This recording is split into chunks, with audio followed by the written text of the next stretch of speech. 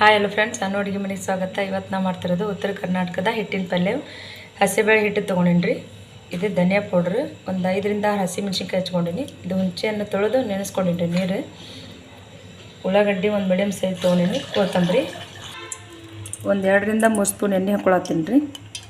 ಒಂದು ಅರ್ಧ ಸ್ಪೂನು ಸಾಸಿವೆ ಹಾಕ್ಕೊಳತ್ತೀನಿ ರೀ. ಜೀರಿಗೆ 1 ಸ್ಪೂನ್ ಹಾಕ್ಕೊತೀನಿ ರೀ. ಮೇನ್ ಇದಕ್ಕೆ ಜೀರಿಗೆ ಇಂಪಾರ್ಟೆಂಟ್, ಅದಕ್ಕೆ ಜೀರಿಗೆನ ಜಾಸ್ತಿ ಹಾಕಿ ಮಾಡಿರಿ.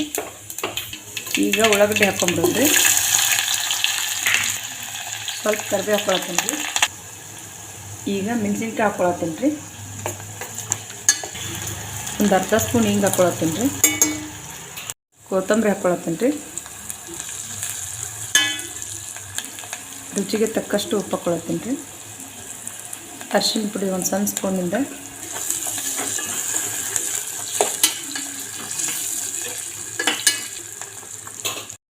ಹುಂಚೆ ನೆನೆಸಿಟ್ಕೊಂಡಿದ್ವಲ್ಲ ರೀ, ಅದನ್ನು ನೀರು ಹಾಕ್ಕೊಳತ್ತೀನಿ. ಸ್ವಲ್ಪ ಬೆಲ್ಲ ಹಾಕ್ಕೊಳತ್ತೀನಿ ರೀ. ಇದು ಸ್ವಲ್ಪ ಕುದಿಬೇಕು ರೀ. ಇದು ಹಿಟ್ಟು ನೀರಾಗ ಹಾಕಿ ಸ್ವಲ್ಪ ಇದನ್ನು ಕಲಿಸ್ಕೋಬೇಕು ರೀ.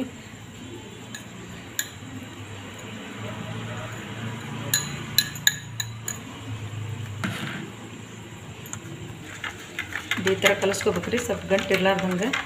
ಇದು ಆಲ್ರೆಡಿ ಆಗೈತೆ ರೀ. ಇದನ್ನು ಹಾಕ್ಕೊಂಬಿಡೋಣ್ರಿ. ಇದು ಹುಳಿ ಏನು ಮಾಡಿದ್ದೀನಿ ರೀ, ಸ್ವಲ್ಪ ಹಾಕ್ಕೊಂತ ಕಲಿಸ್ಬೇಕು ರೀ. ಇದನ್ನು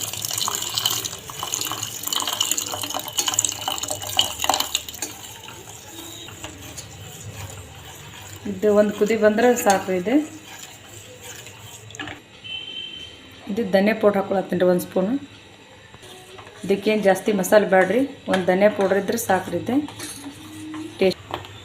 ಇದು ಕುದಿಯತ್ತೈತೆ ರೀ. ಒಂದು ಕುದಿ ಬಂದೈತಿ. ಈಗ ತೆಗೆದು ಬಿಡೋಣ್ರಿ. ಆಗೈತೆ ರೀ ಈಗ ಆಲ್ರೆಡಿ. ಇದು ಈ ಥರ ಆಗೈತೆ ನೋಡಿರಿ, ರೆಡಿ ಐತೆ ರೀ. ಇದು ಅನ್ನದ ಜೊತೆ, ಚಪಾತಿ ಜೊತೆ, ರೊಟ್ಟಿ ಜೊತೆ, ಯಾವಾಗ ಜೊತೆ ಆದರೂ ತಿನ್ಬೋದು ರೀ. ಕಾಂಬಿನೇಷನ್ ಚಲೋ ಇರ್ತೈತಿ. ಉತ್ತರ ಕರ್ನಾಟಕದ ಹಿಟ್ಟಿನ ಪಲ್ಯ ರೆಡಿ ಆಗೈತೆ ರೀ. ಲೈಕ್ ಮಾಡಿ, ಶೇರ್ ಮಾಡಿ, ಸಬ್ಸ್ಕ್ರೈಬ್ ಮಾಡಿ. ನೀವು ಒಂದು ಸಲ ಮಾಡಿ ನೋಡಿರಿ.